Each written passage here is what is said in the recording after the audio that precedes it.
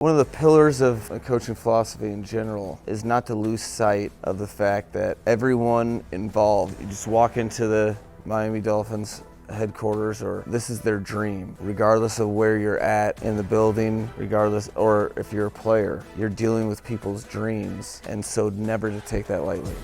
One of the great things about football is that nothing you see on Sundays just comes out of nowhere. You're trying to get a team to decide what their standard of play is going to be. That is a day in, day out process. Football is a collection of individuals working towards a common goal, in that you can't do anything by yourself. You really have to trust your teammates, so to speak, so that at the start of training camp, it's vital that your teammates can count on you to be in training camp shape, not get to training camp and get in shape. The opportunity is always now, and you have to jump at that, and anything done that doesn't prepare you for when training camp starts, it affects other people. You're not just affecting yourself. Understand that your teammates are depending upon you to do what's right when no one's watching. If you just focus solely on how can I make them better and fixate on that, it doesn't matter how it comes across, because they want the same thing. Everyone just wants to do well. And philosophically, I've always looked at life kind of that way. Finally, after months of waiting, after months of talk, after hearing constant Tua hate, after hearing MikeFlorio, Chris Sims, Dianna Russini, and most of ESPN tell us how the Dolphins were going to fail and how Tua's going to suck, it's over. None of it matters anymore.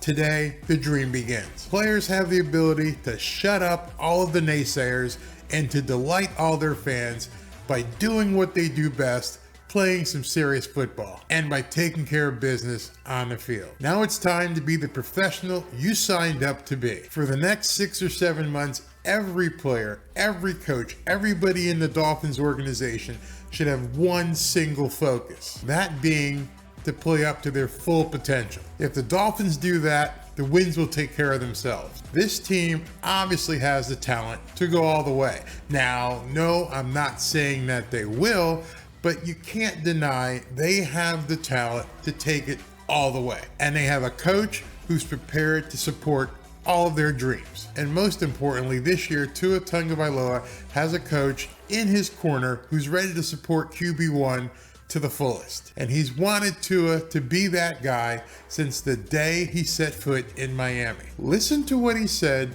on the Pat McAfee show back in March. You said immediately upon meeting Tua, it felt like he was a guy who is definitely better when you empower him and let him know that he's a guy. For the last 2 years, I've been on this show screaming like the mental toughness of what Tua has had to go through these last couple of years. Now, there's a lot of other litigation and accusations happening within the building that will all get settled and everything like that. But I think this is the first time we've heard anybody say, hey, Tua's a guy. Dude, you're a top 10 draft pick.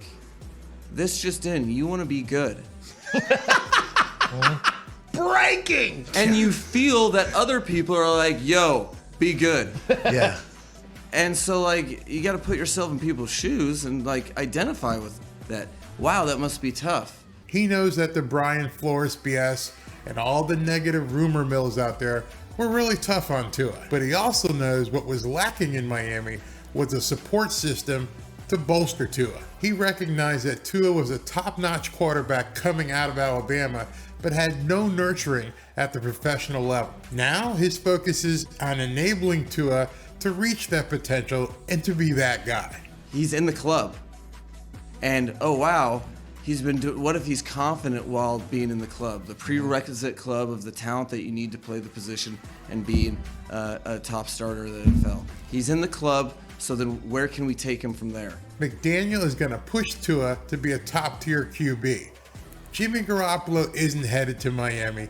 Tua is his guy. And with Tua, Tyreek, Gesicki, and Waddle, what do you think McDaniel has planned? What do you think you're going to do with the offense? What are you going to do to change and make Tua better? Have you gotten into that? This is very early in the whole process, and you're shaking hands, kissing babies right now, and you're a 0-win head coach that everybody loves. 0 wins. 0 win. But what are you thinking about that for Tua? How do you make him better? We're going to start with scoring more points than the opponent. Wow! Holy shit. Oh no! You are changing the game. Changing the game Yeah. through math. Changing the game, baby. That's it. That's the recipe. Put that badass defense on the field and turn the dogs loose. And then use that high-powered offense and score some damn points. That may sound simple, but that's it.